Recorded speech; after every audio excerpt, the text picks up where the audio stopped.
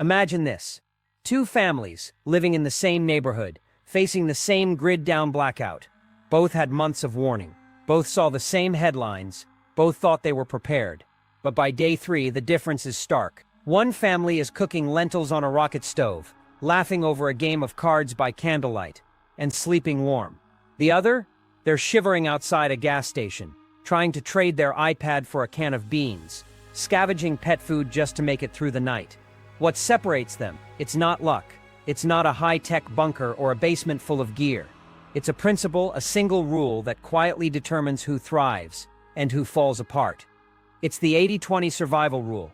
Here's the hard truth. 80% of your survival success comes from just 20% of your preparations. Nail that 20%, and you'll stay steady while the world crumbles. Miss it, and no amount of gadgets, gear, or unopened MREs will save you. This video is for those who want to survive smarter, not harder. Stick around, because mistake number 6 is the silent killer that even seasoned preppers overlook, and it might already be in your plan.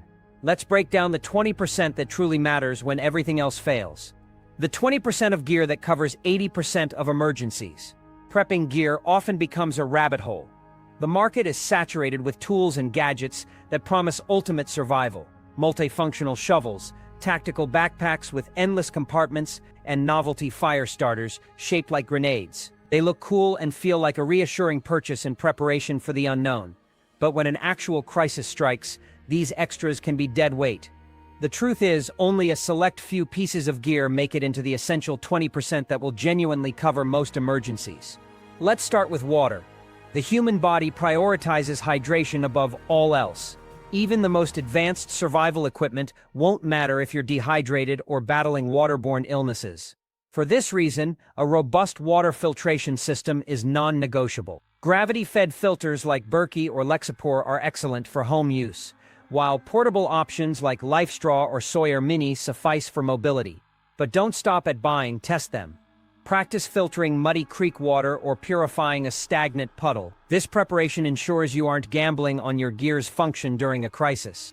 Fire-making tools come next. Fire is primal, offering warmth, protection, cooking capabilities, and the ability to purify water. But relying solely on a spark-producing ferro rod without proper technique is a gamble. Equip yourself with redundancy, carrying multiple options like waterproof matches, lighters, or a simple fire kit of cotton balls and petroleum jelly. Then practice building fires under challenging conditions, wet weather, windy settings, or with stiff, cold hands. A robust fire-making kit and experience with it are treasures in any emergency. Light is another lifeline. A sudden blackout can quickly shrink your world to shadows, creating potentially dangerous scenarios. Equip yourself with a reliable headlamp, a backup flashlight, and a lantern, all running on rechargeable batteries paired with solar charging options. Chemical light sticks are also essential for simple signaling or creating quiet visibility without draining your electronics. Cutting tools round out the essentials. A dependable fixed blade knife and multi-tool can handle nearly every critical task, processing food, cutting rope, repairing gear, or even building a rudimentary shelter. Avoid flashy Rambo blades and stick with time-tested, durable designs. A sharp, real-world tested blade can often mean the difference between survival and failure. Lastly, don't overlook clothing. Functional outfits designed for survival can prevent hypothermia or heat stroke, which are silent killers. Depending on your environment, waterproof outerwear, insulating base layers, gloves, and head coverings can mean life or death. Focus on quality and real utility, not tactical fashion statements. These 5 categories, water filtration, fire making, lighting, cutting tools, and protective clothing, form the crux of your survival kit. Anything beyond them may be nice to have, but is ultimately expendable when weight, portability, and reliability matter most. Choose wisely. 2. The 20% of skills that keep you alive. Even the best gear in the world won't save you if you don't know how to use it. Emergency scenarios are rarely straightforward, and survival boils down to how well you've trained yourself to adapt, act, and overcome under pressure. Yet, many preppers remain gear-rich but skill-poor. If your first instinct in trouble is to Google a solution while your phone's battery dwindles, it's time to rethink your approach. Here's a closer look at the critical skill set that makes up the 20% you need to master. First, there's fire making. Starting a fire in ideal conditions is one thing. Doing it in rain, wind, or stress is another. Practice this skill regularly, using both natural and store-bought tinder. Learn to identify local resources like birch bark, cattails, or fat wood as fire starters. Work on lighting fires with damp materials and experiment under varying levels of stress. Turn fire building into a regular weekend exercise. Practice makes proficiency, and proficiency could save your life. Next is water sourcing and purification. A filtration device is a fantastic asset, but you still need to know where and how to find water in the first place. Learn to collect rainwater, dig seep wells, and gather dew on plant leaves. Additionally, understanding primitive purification methods like boiling with found materials ensures you're prepared when gear malfunctions or runs out. Make water security a skill, not just a purchase. When fine-tuned, these core competencies ensure you're not just relying on tools, but on practiced self-sufficiency. Skills aren't susceptible to failure or theft. They stay with you, no matter the circumstance. 3. The 20% of mindset that separates survivors from casualties. All the gear and training in the world mean little without the proper mindset. Mental fortitude is the ultimate survival tool, shaping your response to chaos, fear, and uncertainty. Yet, many people underestimate just how quickly they can unravel under pressure. Survival, at its core, is a test of mental resilience. The right mindset not only multiplies the value of your tools and skills, but separates those who adapt from those who falter. One essential aspect of this mental readiness is stress inoculation. Your brain needs preparation for high-pressure situations. Camping outdoors without modern comforts, fasting for a day, and deliberately putting yourself through controlled discomfort can prepare you for a real crisis. The goal is to simulate stress in training so you're equipped to handle it when disaster strikes. This way, your fight-or-flight reflexes are tempered by experience. Decision-making under pressure is another crucial element. Indecision or freezing often leads to fatal mistakes. Develop the habit of scenario-based thinking. Pre-plan responses for various situations, such as, what's my escape route if I'm cut off? Or, how can I secure more resources if supplies run out? When it comes to survival, having a mental blueprint and the ability to act decisively are invaluable. Similarly, emotional regulation is key to maintaining order in chaos. Fear is contagious and can spiral out of control if unchecked.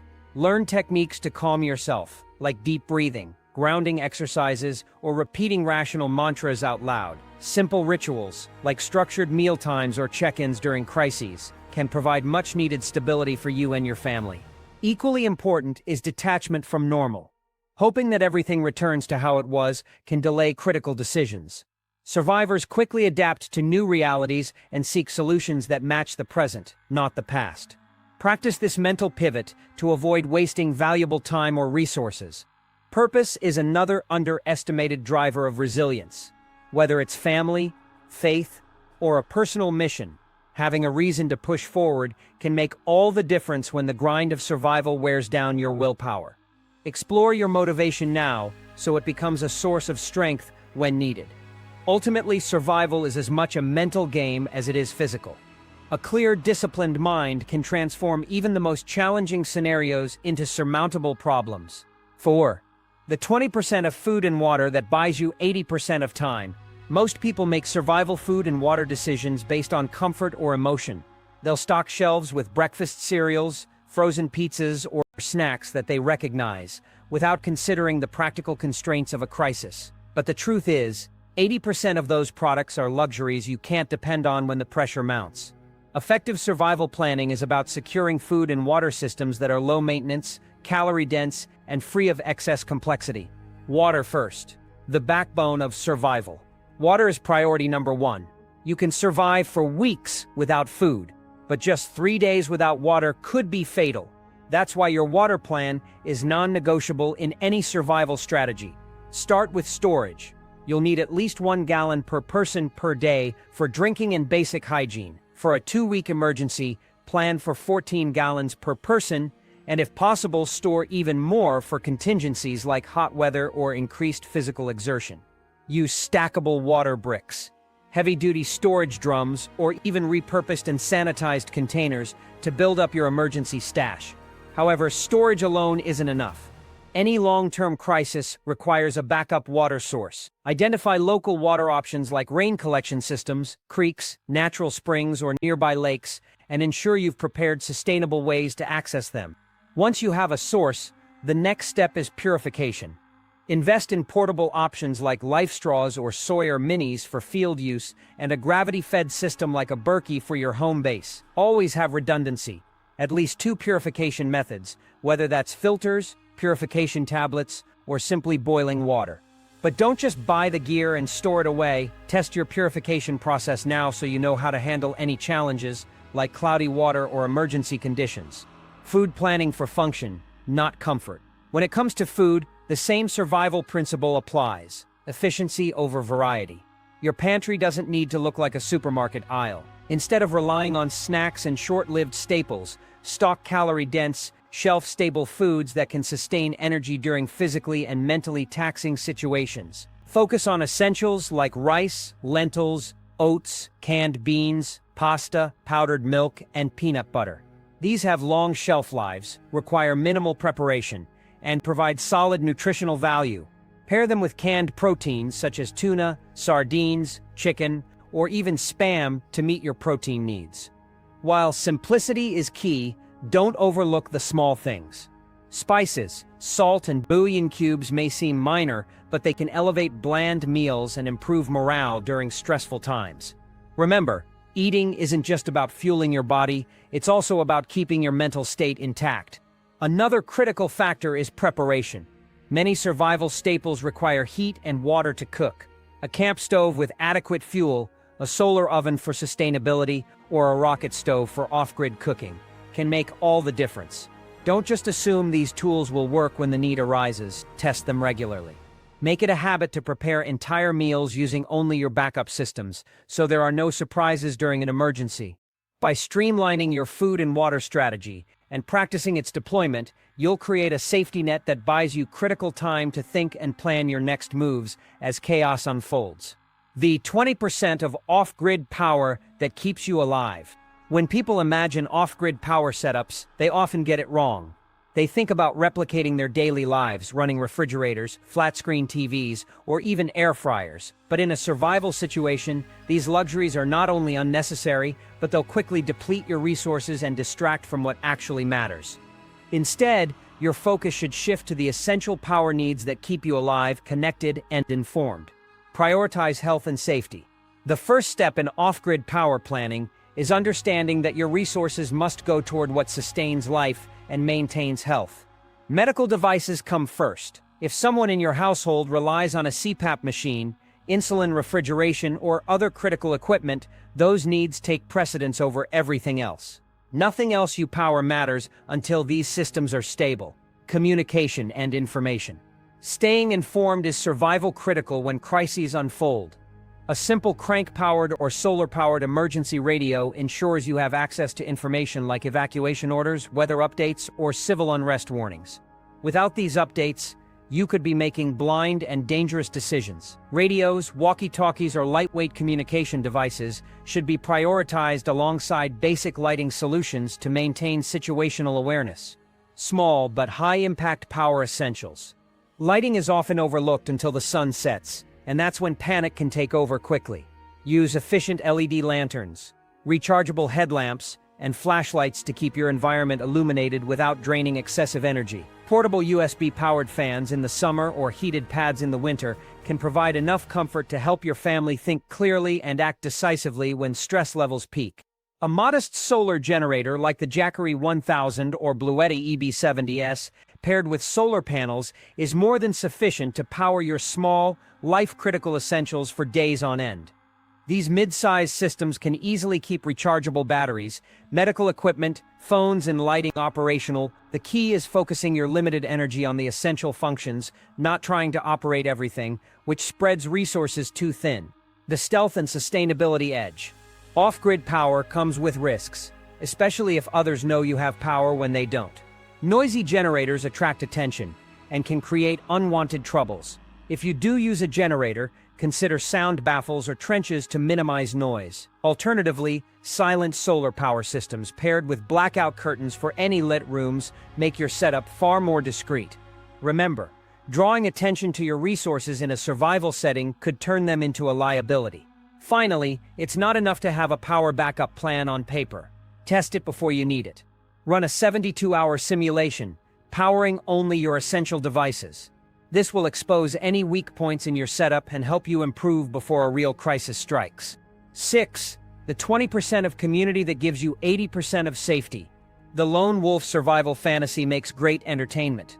But in real life, it's a recipe for burnout, or worse. The truth is that survival is a team effort, and the right community makes all the difference. However, not all groups provide the same value. Your focus should be on finding and fostering connections with the top 20% of people who will offer 80% of the safety and resilience in a crisis. What does that look like? Forget about sprawling militias or neighborhood-wide coalitions. Instead, prioritize a small, tight-knit group of 2 or 3 reliable people who are calm under pressure, have complementary skills, and share your ethical boundaries. Trust is the foundation here. It's not about numbers, but about knowing the people in your circle will act decisively and reliably when things go sideways. Building this kind of team requires action long before disaster strikes.